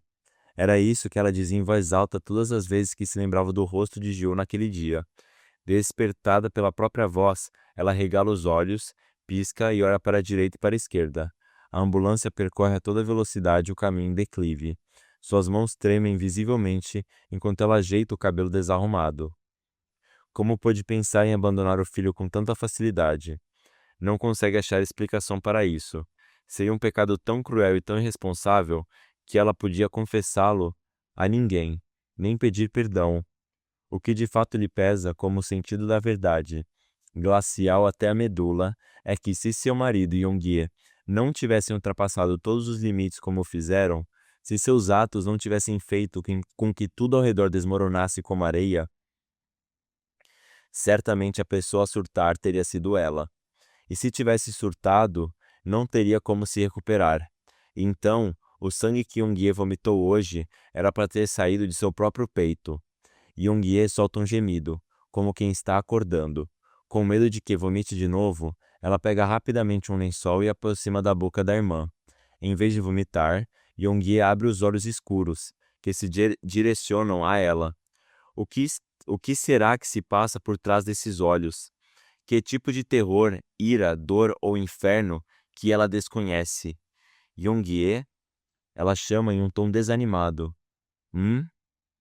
Yongye emite sons não ao modo de resposta, mas como quem não quer falar, e vira o rosto.